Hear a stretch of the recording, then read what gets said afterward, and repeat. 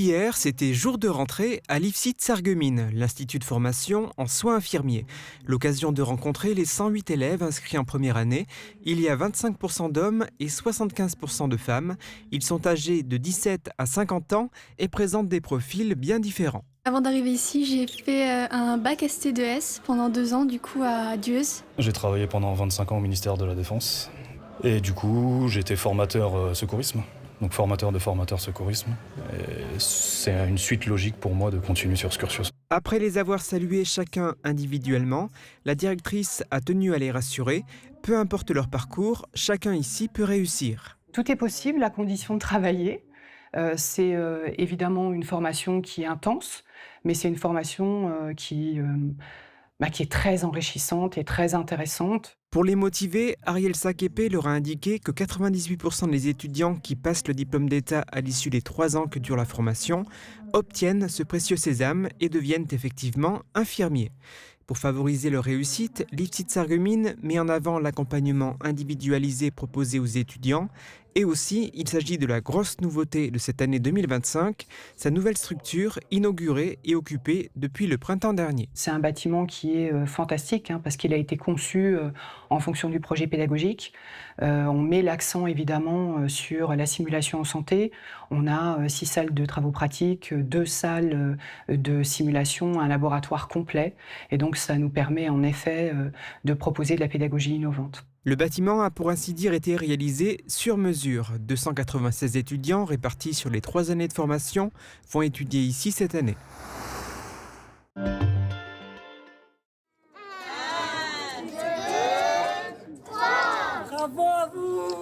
La commune de Gros-Ré-d'Erchin a investi pour la jeunesse. D'un côté, avec une nouvelle aire sportive, un espace de 800 mètres carrés avec un terrain synthétique couvert. Donnant une infrastructure que l'on peut l'utiliser l'hiver, par temps de pluie, par temps de neige, mais aussi, comme on le constate maintenant, en été, où il y a la canicule et où les enfants ne peuvent pas aller sur un simple terrain multisport. Donc on a fait quelque chose qui est accessible à tout le monde, à tout âge, pour différents sports et par tous les temps. Juste à côté, une aire de jeu a vu le jour pour les enfants jusqu'à 14 ans. Une première pour la commune.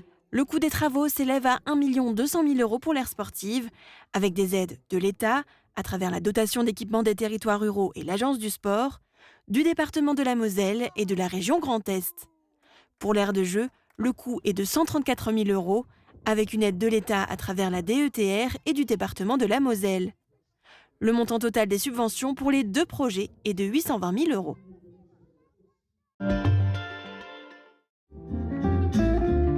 Vendredi soir avait lieu la clôture du festival Les Étendards, l'occasion de faire le bilan de cette manifestation annuelle. Avant ce spectacle, nous sommes là à plus de 3000 spectateurs, donc c'est un bilan tout à fait positif. Nous avons eu des spectacles qui ont plu, des spectacles d'ailleurs d'art vivant, surtout qui ont plu, plus que le cinéma. Certains ont été un peu surpris parfois parce qu'on est capable d'aller chercher des spectacles un peu innovants, des choses bien sûr de troupes locales le plus possible. Et on s'aperçoit que les gens découvrent et sont heureux de venir nous retrouver l'été. Ce soir-là, à Olvin, les spectateurs ont découvert les musiciens du groupe Mano Cinto. Ils jouent des standards de la chanson française, version jazz manouche.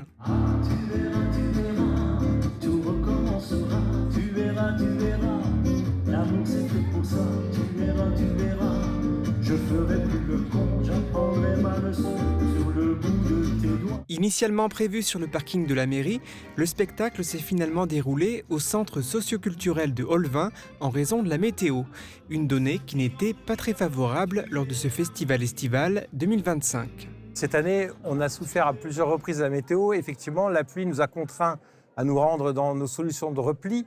Mais ça se passe très bien, on peut accueillir les gens et tout se passe bien. Le seul bémol cette année, ça a été le froid. On n'avait pas prévu les jours où il faisait beau et qu'enfin le ciel était dégagé. Il a fait quand même froid, surtout là, au mois d'août. Et on s'est aperçu que ça pouvait être un frein pour les spectateurs. Les étendards cette année, c'est fini. Vivement juillet 2026 pour assister à de nouveaux spectacles.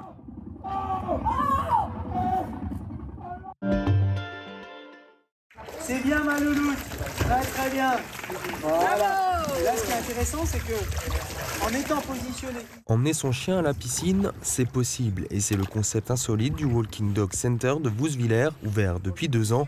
Même si ce centre propose également d'autres services autour du chien, son principal atout est bien sûr ce bassin chauffé, un espace de détente pour les compagnons à 4 pattes qui peuvent aussi bien s'amuser, barboter ou tester leur compatibilité avec l'eau. Le responsable du centre est ravi des retours de ses clients. On est satisfait parce que les propriétaires sont heureux, les chiens aussi, donc déjà ça c'est une grosse réussite. Et puis évidemment il y a une fréquentation au centre qui s'amplifie, la boutique et les produits intéressent aussi les clients en piscine, donc c'est plutôt sympa.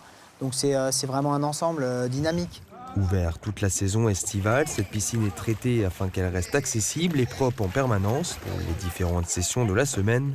3 séances d'1 heure sont disponibles le mardi matin, le mercredi après-midi et le dimanche matin. Mais avant chaque séance, un petit point est fait avec les chiens pour que tout se passe le mieux possible. On repère un petit peu les chiens qui peuvent être un petit peu réactifs, donc on fait un travail de démarrage, puis très vite ils s'acclimatent. Et ensuite, le travail qu'on va surtout faire, c'est l'acclimatation du chien dans l'eau, parce que les chiens ne sont pas toujours habitués aux piscines. Donc c'est des piscines qui ont été construites vraiment pour les chiens, avec des plages. Donc ça permet aux chiens de s'acclimater tranquillement à l'environnement piscine, donc c'est plutôt sympa. Un moment apprécié à la fois par les chiens que par leur maître. La piscine est encore ouverte pour le mois de septembre, voire même en octobre si la météo le permet. Couverture et zinguerie, une toiture Moder Habitat apporte sécurité, protection et pérennité par tous les temps. Radio Studio 1, 105.8, la radio qui pulse entre Beach et Sarreguemines. De la pop, du rock, des années 80 et une équipe qui vit la musique à fond. Radio Studio 1. Super U Rohrbach vous accompagne au quotidien et par tous les temps. Un déménagement en vue, louez nos véhicules jusqu'à 20 mètres cubes. Et pour un coup d'éclat sans orage, direction la station de lavage. La météo avec U, commerçant autrement.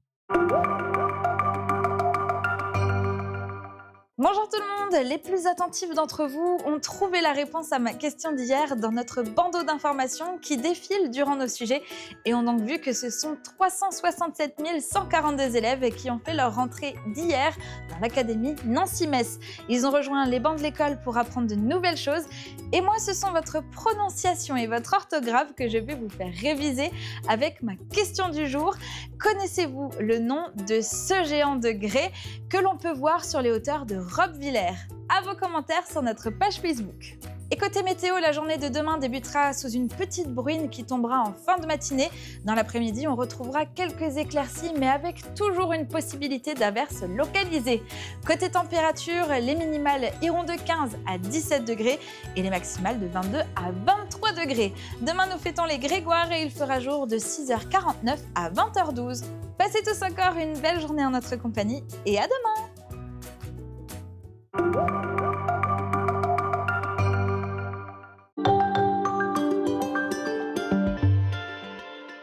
L'association Atout Danse vous propose une initiation à la danse de salon. Démarrage des cours pour débutants le mercredi 17 septembre à 20h au FSE de Roth. Pas d'inscription nécessaire, le premier cours est gratuit et sans engagement. À Eschwiller, au cœur du pays de Beach, découvrez l'Auberge du Moulin. Profitez d'une terrasse au bord de l'eau dans un cadre paisible et authentique. Savourez une cuisine maison sublimée par une carte généreuse et des produits frais du terroir. Et pour prolonger l'expérience, nos chambres cosy vous accueillent le temps d'une nuit paisible à la campagne. L'Auberge du Moulin, nature, terroir et convivialité. Le CFA BTP Moselle est à Sarreguemines, avec 7 formations accessibles en apprentissage et en formation continue dans les domaines métier du plâtre et de l'isolation, carreleur et mosaïste, peintre applicateur de revêtements, génie climatique, maçonnerie et maintenance des bâtiments. Inscription ouverte toute l'année par téléphone au 03 87 63 71 08. Envie d'apprendre, de progresser tout au long de votre vie, rencontrer, échanger et vous faire plaisir? Pas besoin de diplôme. L'Université populaire Sarreguemines Confluence vous propose cours, ateliers, conférences et sorties. Renseignements sur notre site upsc-asso.fr.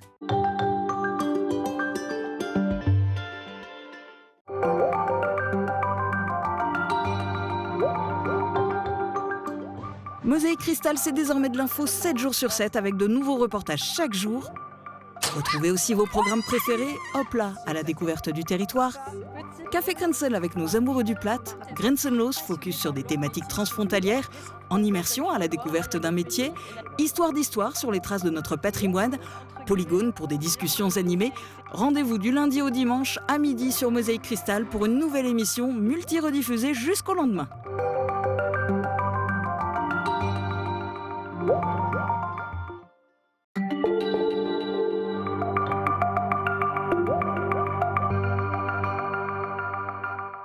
Bonjour à tous. Avec notre invité du jour, on va parler de la culture juive. Sylvia Kahn, bonjour. Bonjour. Alors vous êtes en Lorraine la vice-présidente des Journées européennes de la culture juive. On dit souvent des Juifs qu'ils sont le peuple de la mémoire, avec le mot Zakor, souviens-toi, qui est quasiment omniprésent dans la Torah.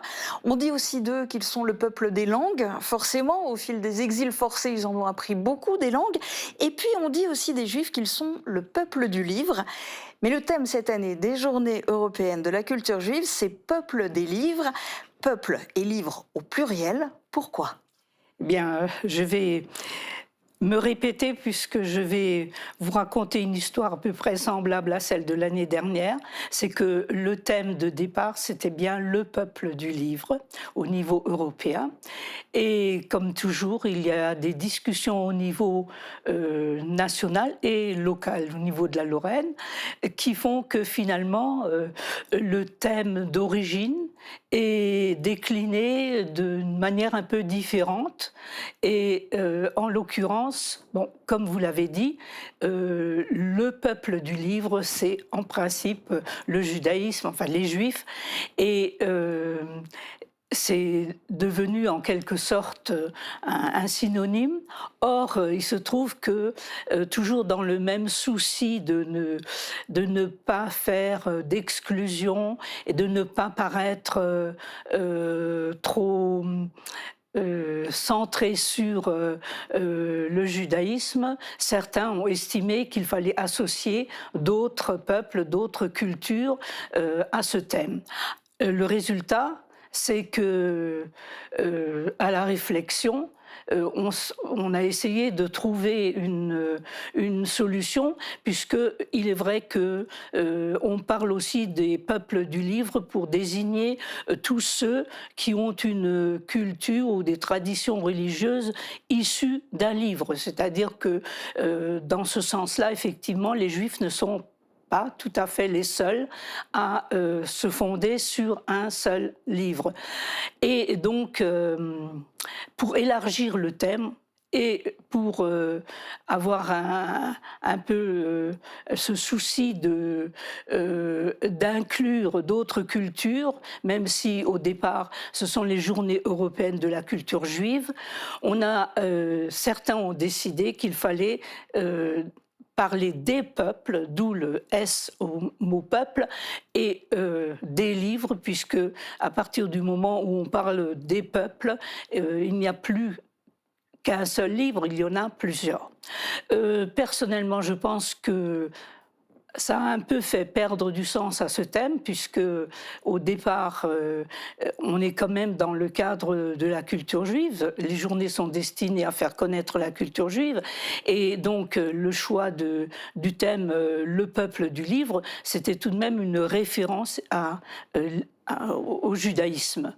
Donc là, on élargit, et du coup, pour moi, le thème a un peu perdu de son sens. Toujours est-il que les Journées européennes de la culture juive commencent ce week-end, notamment à Sarreguemines, avec l'incontournable promenade en centre-ville. C'est gratuit, mais sur inscription auprès du service culturel de la ville de Sarreguemines. Ça va être un départ dimanche à 14h30 de l'impasse de l'ancienne synagogue. C'est à l'angle de la rue de la Paix et de la rue du Moulin. Cette balade que vous commentez aux visiteurs s'intitule « Sur les traces de la culture juive », parce qu'en fait, vous devez faire beaucoup appel à leur imagination, c'est ça ? Oui, en réalité, le point de départ de ce circuit, c'était le thème de l'itinéraire qui avait été un thème il y a quelques années. Or, je me suis aperçue qu'on pouvait faire un itinéraire dans la ville de Sarreguemines sur les traces de la communauté juive, puisque il y a différents endroits dans la ville qui ont marqué la vie de la communauté juive de Sarreguemines. Mais malheureusement, il ne reste de cette vie de la communauté juive, il ne reste pas de véritables traces. Alors on a simplement des plaques de rue ou plaques commémoratives qui, à certains lieux, rappellent que ces lieux ont connu une activité propre à la communauté juive. C'est la raison pour laquelle, effectivement, il faut faire appel à l'imagination, parce que on ne voit plus rien, il n'y a pas de vestiges, et bien souvent, les lieux ont tellement changé qu'on a même du mal à s'imaginer ce que ça pouvait être. Et puis dimanche, au bout d'environ 1 heure de balade, vous arrivez avec le groupe vers 15h30 à la synagogue actuelle, où peuvent d'ailleurs vous rejoindre d'autres visiteurs, mais toujours sur inscription auprès du service culturel de la ville de Sarreguemines. Et là, ces visiteurs, ils vont pouvoir voir vraiment du concret. Alors dites-nous un petit peu par rapport aux lieux de culte des autres religions, quelles sont les spécificités d'une synagogue? Alors, la spécificité de la synagogue, c'est tout d'abord que la synagogue, c'est un lieu de rassemblement. Ce n'est pas comme une église ou comme le temple de Jérusalem, un lieu où on pense qu'il y a une présence divine. C'est-à-dire que c'est plus un lieu où on se réunit pour prier, pour éventuellement étudier, mais ce n'est pas à proprement parler un lieu sacré, mis à part l'endroit où se trouvent les rouleaux de la Torah. Et c'est plutôt donc un lieu de rassemblement. Ensuite, les autres particularités, c'est que dans une synagogue, le décor est très restreint et très sobre. Il n'y a pas de statue, il n'y a pas de représentation de tableaux, des choses comme ça. Bon, des vitraux, il y en a, mais généralement, les décors des vitraux, ce sont des décors très abstraits, très symboliques. Il n'y a pas de représentation de personnages, par exemple. Et donc, cela change quand même beaucoup par rapport aux églises, aux cathédrales, dont les vitraux étaient souvent une manière d'éduquer le peuple. Donc, c'est fort différent. Et c'est une occasion un peu unique de visiter la synagogue, puisqu'elle est pas accessible en dehors de ça et au grand public. Autre spécificité religieuse, il y a le cimetière juif. Alors vous ferez visiter celui de Frauenberg dimanche 21 septembre de 14h30 à 18h. Et lui aussi, il a des particularités. Oui, alors les cimetières juifs sont également différents des cimetières chrétiens, par exemple, tout d'abord là aussi par une certaine sobriété, c'est-à-dire que on ne pratique pas de culte des morts, ce qui signifie par exemple que on ne va pas fleurir les tombes. Là encore, les représentations humaines sont interdites, c'est-à-dire que sur les stèles, on trouve du texte, de l'écrit, essentiellement de l'hébreu, mais pas uniquement. Et donc le cimetière est considéré comme le lieu de repos pour les défunts. Et d'ailleurs, c'est la raison pour laquelle on doit respecter le cimetière.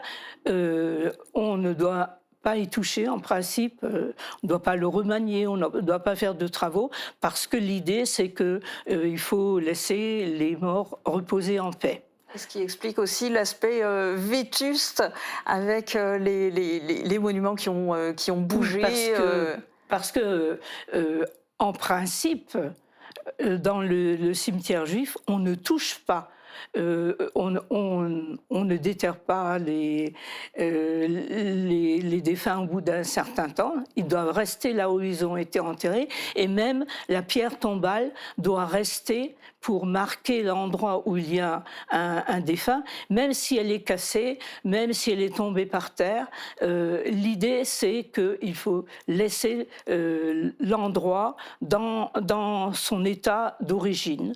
Et même si ça se dégrade, même si on n'y retrouve plus forcément les pierres intactes, l'essentiel, c'est que on laisse les morts reposer en paix, avec, dans la mesure du possible, un moyen d'identifier l'endroit où il y a un défunt.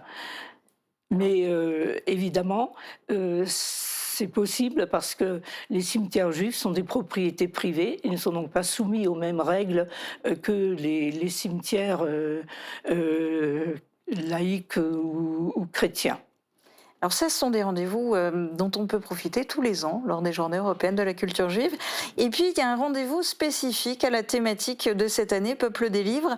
Jeudi 18 septembre à 19h au Casino des Faïenceries à Sarreguemines, il y aura une conférence de Laurence Jost-Linhart, auteure du livre « Kaddish pour un prof ».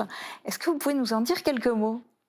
Alors, Madame Jost-Linhart est professeure d'histoire-géographie et au lycée de Bouxwiller.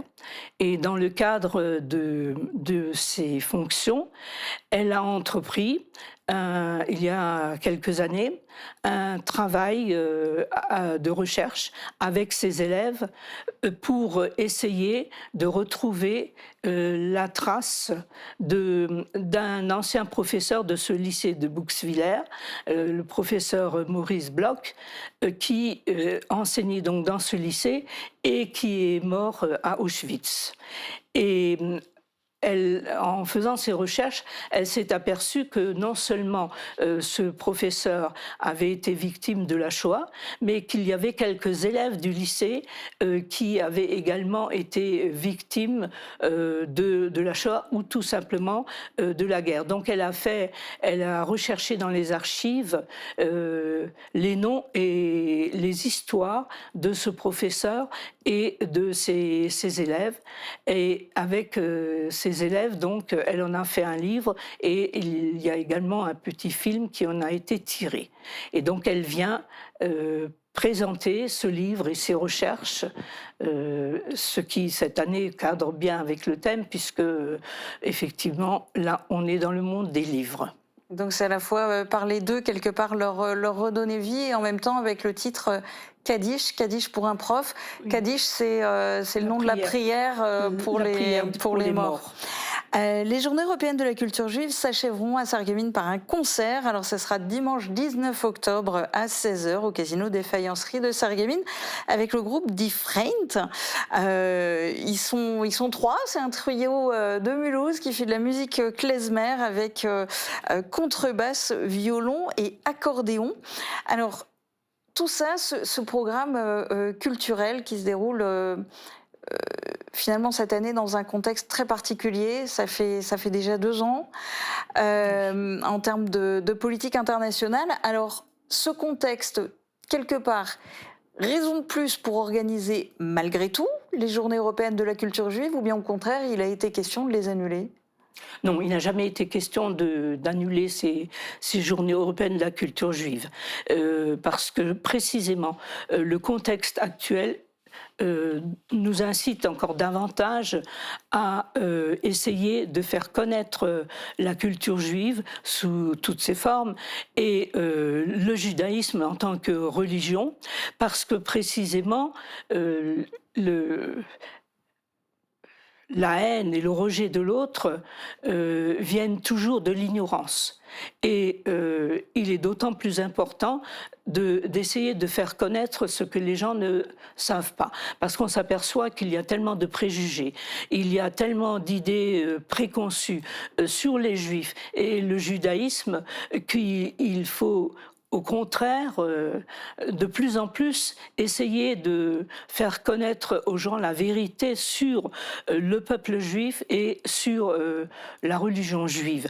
Ça évitera déjà que de nombreuses idées fausses se répandent et ça permettra aussi de comprendre que contrairement à ce que pensent pas mal de gens, le judaïsme, ce n'est pas un monde refermé sur lui-même, qui rejette les autres et qui est un monde secret, réservé à un petit groupe.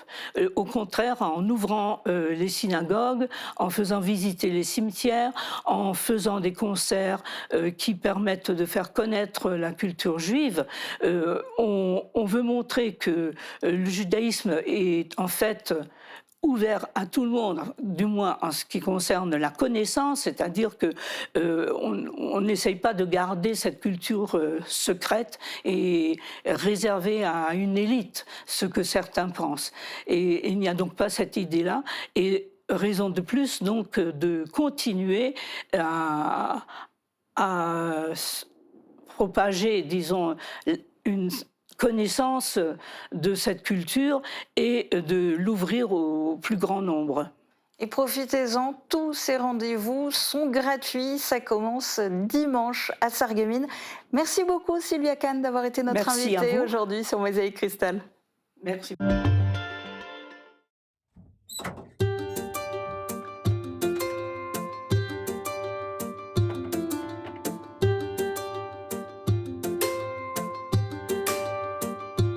Je suis originaire de la Nice-en-Marne, en Seine-et-Marne, en 77.